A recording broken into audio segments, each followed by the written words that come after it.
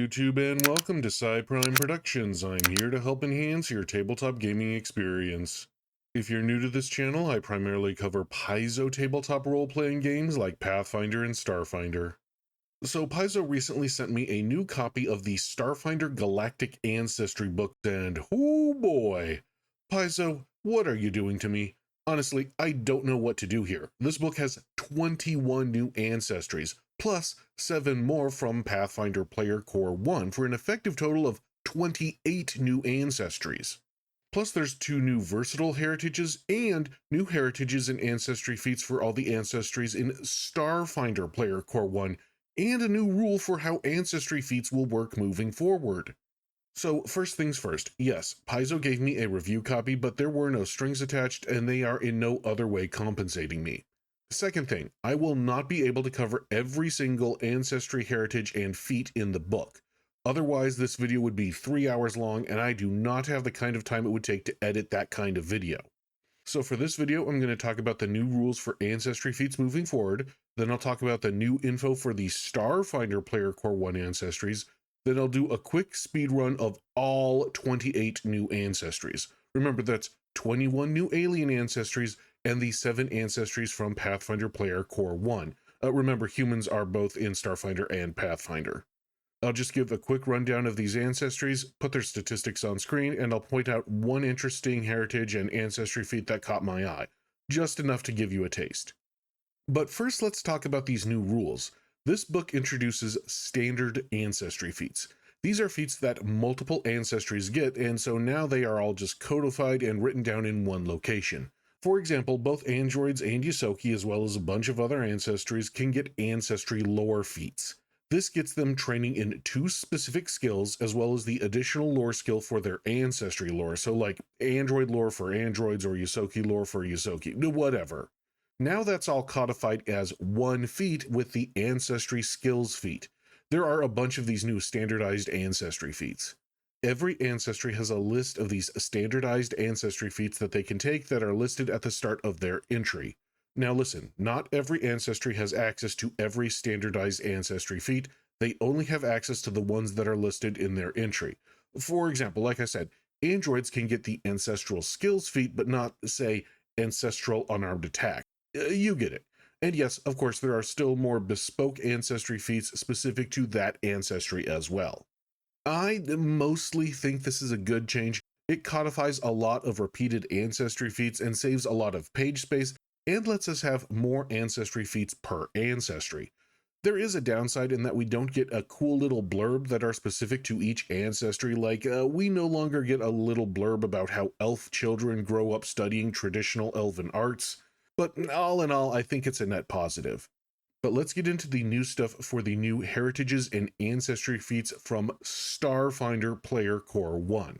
The Android section mostly talks about how androids were made for a variety of different purposes in a variety of different places, and that many of them are searching for a purpose.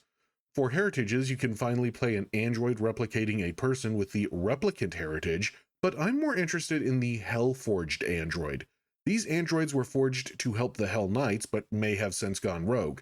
They have built-in armor that they are automatically trained in, counts as medium armor, and is a +5 item bonus armor with a max dex of +0. Plus there's a feat that essentially turns it into full plate mail. This is excellent for casters, though notice it counts as medium armor, so getting a caster up to expert in medium or heavy armor with the feat is kind of hard. Also, no armor upgrade slots. The Barathu section talks about how Barathu mature and about their genetic adaptability. I love Galactic Wanderer Barathu who can survive in space and can even turn into an emergency capsule that can keep friends safe, alive, inside of them. They can even get a further feat at level 5 that lets them turn into vapor once an hour. The human section talks about how humans are pretty adaptable and are pretty good at survival. There's finally a Hylki heritage. As a reminder, Hylki are humans from Mars, Akaton, and have beet red skin. I also like the martial vocational training, which just gives you training in a skill if you're holding a professional item, like hold a card slinger and suddenly you can lie like a politician. It's silly and I love it. The Kasatha are those 4-armed aliens that live in a colony ship that orbits the Pact Worlds. Their section talks about their cultural heritage and the tempering, which is their version of taking a semester off to tour Europe. The Void Acolyte heritage has them meditating in space, hardcore, but it doesn't let them survive in space for long. And at higher levels, these Kasatha can just straight up fly if they are in 0G, for reasons I'm sure.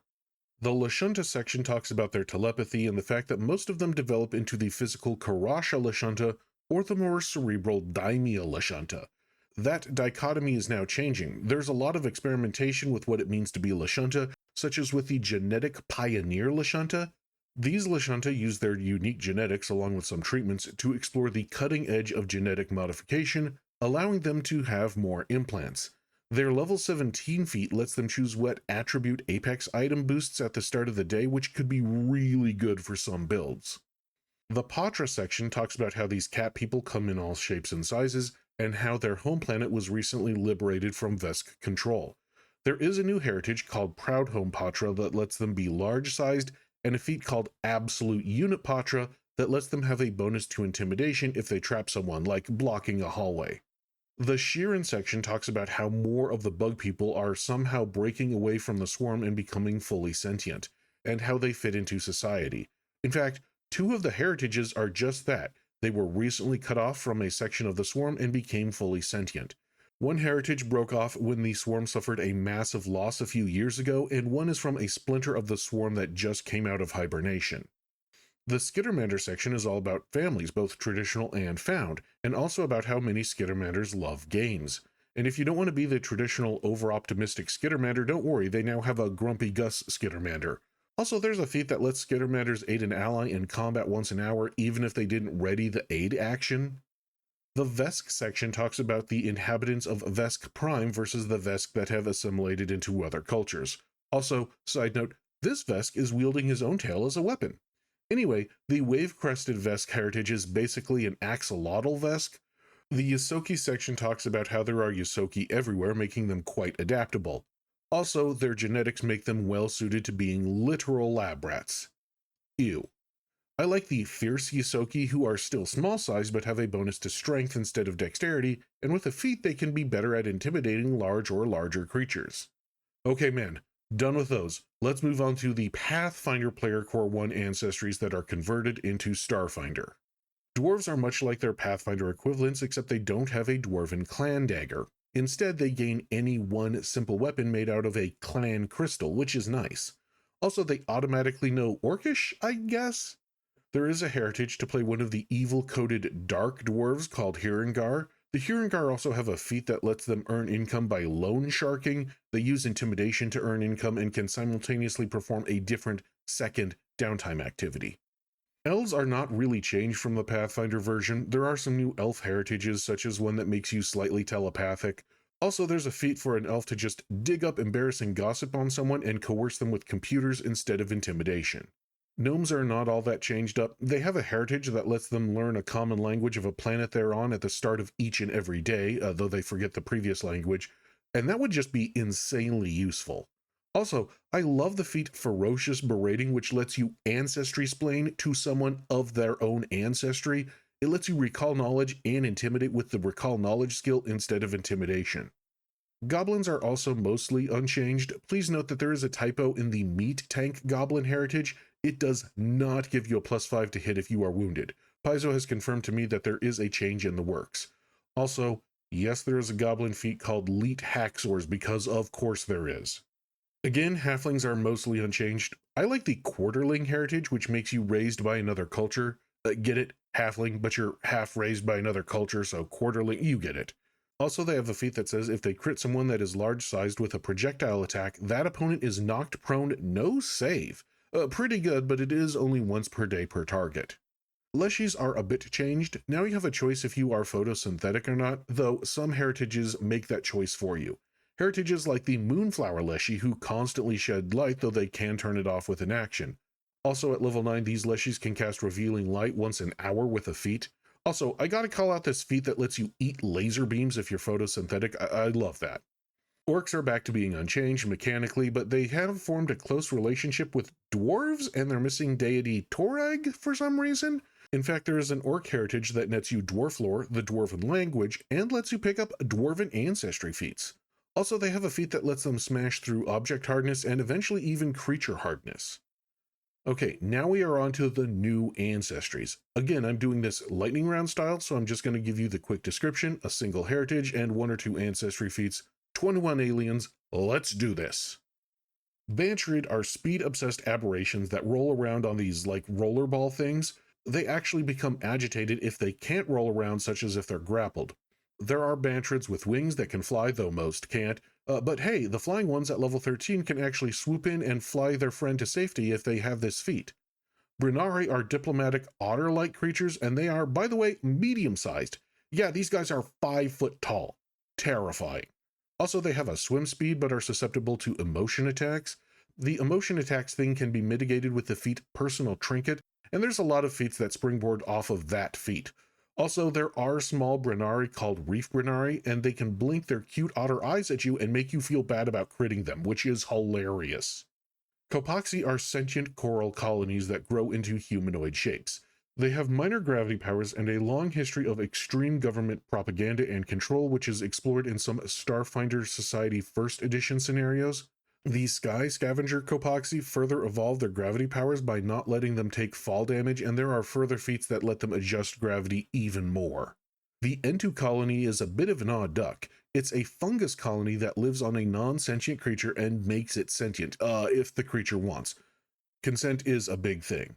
There are a few different heritages for what creature the Entu colony lives on, but they could be reflavored easily. Like the Squentu, which is an Entu on a Squawks, which is a fox squirrel thing, could be reflavored to be any tiny creature. And yes, there is a high-level ancestry feat that lets the Entu part of you live if the host dies. The Fonkugon is an ooze ancestry born from an alien tree? It's weird. They can squeeze through tight spaces and have a climb speed. Their heritages are all about resisting damage that they experienced at the time of generation. These oozes also have multiple brains, and they can take feats to have their extra brains help them out, like an extra brain that helps them control an extra set of arms, making them four-armed, like a Kasatha. Formians are an alien ant-like species native to Castrovel, the same planet that has the Lashunta and elves. They are mildly telepathic, and all of their heritages are based on what they were bred to do for the colony, like being a worker Formian, which gives you a whopping 5 extra bulk carrying capacity. A lot of feats are based off of their colony's specific adaptations, like jungle adaptation gives a climb speed. Gaffolians are a strange crab-like alien that can't swim but can breathe fire, I guess? They are medium-sized but can be large-sized and have extra hit points with the heritage. Also, some of them can just breathe in space, for reasons, I don't know. Ishtikri are strange squid-like creatures that have been conquered by the Veskarium. They have 4 eyes, 2 on either end of their bodies, and have an innate precision damage resistance. All Ishtikri have a limited swim speed, but there is a heritage that increases their swim speed and also lets them breathe underwater. And yes, there is a feat that lets you jet around the battlefield in a straight line. Ezelguns are a centaur-like alien species that used to be technologically advanced but decided to go back to simpler times. However, after they were rediscovered by the galaxy, some have embraced technology again. They can either stand on 4 legs and have 2 arms, or stand up and have 2 legs and 4 arms. There's a heritage that makes them better at hacking, complete with the hilarious undo reaction. Love it. Also, there's a feat called Superhero Landing that reduces falling damage because you can spread the damage out over all of your limbs. Love that as well. Madrosarai are kind of the Vulcans of Starfinder in that they're good at reining in their emotions, though these guys have 2 thumbs on each hand and literal eyes in the back of their head. They are better at emotional saving throws, and all of their heritages revolve around them having vibrant colored blood that does something different. Like gold blood makes them better at intimidation, I guess? Also, yes, their literal eyes in the back of their head can make them immune to flanking from lower level creatures if they pick up a feat. Maraquai are a monkey-like ancestry that has 7 distinct biological sexes, which all play a part in reproduction. Also, many of their politicians tend to be very controlling, preventing them from leaving the planet and removing themselves from the reproduction pool. Side note, they have ears, but they are apparently just for show because they hear with their hair? And of course they have tails. There's a heritage to give them a swim speed, and if you're wondering, yes, a feat that lets you disarm traps with your tail. Moishus are basically fey creatures that have started living full-time in the mortal realm. They have an innate connection to emotions and can sense them, and their heritages all have to do with emotions that they feel. Most of their first level ancestry feats are reactions, like being able to turn a critical hit into a normal hit once a day by blocking it with their hair? Novians are tiny, kinda pseudo-elementals born from dying stars. They have the cosmic trait, meaning that they can survive in space, and they have gravity telekinesis hands that can grab things from 5 feet away. Also, it says that they're bombastic, narcissistic, and self-centered, which seems like it encourages toxicity in playing, but what do I know? And don't worry, if you don't like playing a tiny creature, there is a heritage to be small. Also, there's a feat to act like a heat lamp to keep yourself and your companions warm in cold weather. Orokorans were a Cthulhu-like ancestry addicted to an ichor secreted by their homeworld.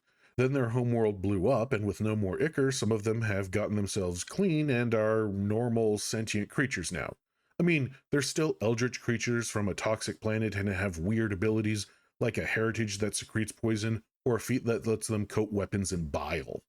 Osharu are weird slug-like aliens that can secrete slime. Culturally, they tend to be very scientifically minded and come from a dangerous planet. They also have a bunch of squirmy, slug-like abilities, like a heritage that gives them a climb speed, or a feat that lets them squirt toxic stuff into the mouth of a creature that bites them. Raxalites are tiny plant creatures, though they have these vines that let them manipulate objects as if they were medium-sized. Their society is into collaboration and engineering. Their heritages tend to involve a lot of implants, like this heritage that gives them the augmented body feat. Also, apparently they are so light that they can fly on the wind if they take a few feats. Rhyphorians are these pointy-eared aliens from the Pact Worlds. Their planet alternates between over 100 years of hot and then cold, so some of them are born with a winter cult and cold resist, and some are born with heat resistance, though there are other heritages as well.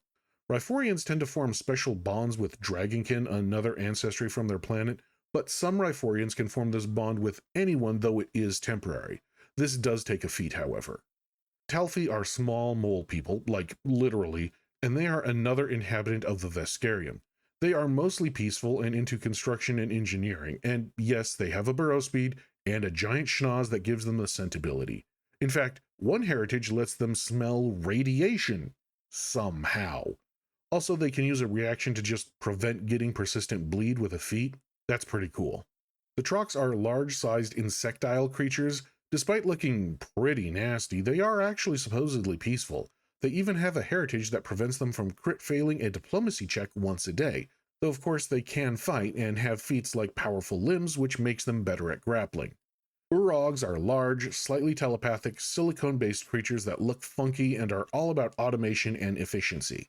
Also, as a silicone-based lifeform, they can gain electricity resist and recharge batteries with one of their heritages, and with a feat they can cast Supercharge Weapon and fully power a weapon's battery once a day. Finally, the Warlanisi are small-sized, four-armed, slightly telepathic luck aliens.